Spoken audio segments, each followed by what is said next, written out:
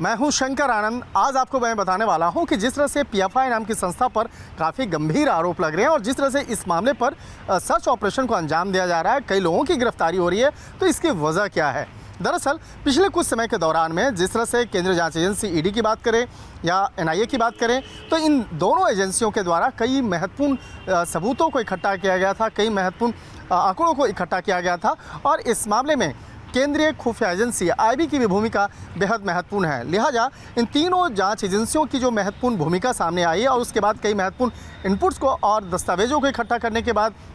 इस मामले की जानकारी केंद्रीय गृह मंत्रालय को दी गई और केंद्रीय गृह मंत्रालय के द्वारा इस पूरे मामले को मॉनिटर करते हुए एक सर्च ऑपरेशन करने का निर्देश जारी किया गया। लिहाजा इसी मामले की गंभीरता को देखते हुए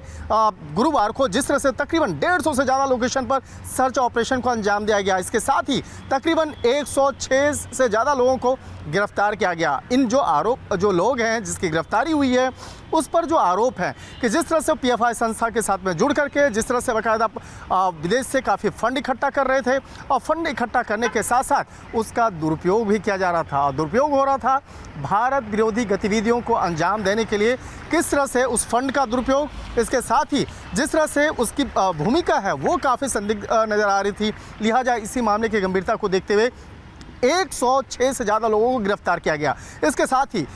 शुक्रवार के दिन भी इस मामले पर कई लोकेशन पर सर्च ऑपरेशन को अंजाम दिया गया और अगर बात करें आज शुक्रवार की तो शुक्रवार को ईडी के द्वारा गिरफ्तार किए गए 4 प्रमुख आरोपियों को कोर्ट में पेश किया गया, जिसमें कि 3 आरोपी, जिसमें कि परवेज अहमद की बात करें, वो दिल्ली पीएफआई का प्रेसिडेंट है, उसे भी गिरफ्तार किया गया था। जिसे शाहीन बाग इलाके से गिरफ्तार किया गया था, उसे कोर्ट में पेश किया गया और पटियाला कोर्ट में पेश करने के बाद 7 दिनों की रिमांड ली गई। उसके साथ साथ 2 और भी अन्य आरोपी थे जो पीएफआई में काफ़ी वरिष्ठ पद पे कार्यरत हैं, उसे भी कोर्ट में पेश किया गया और एक आरोपी जिसे लखनऊ स्थित कोर्ट में पेश किया गया, जिसे केरल से गिरफ्तार करके लाया गया था। तो एक तरह से कहा जा सकता है कि अब इस मामले में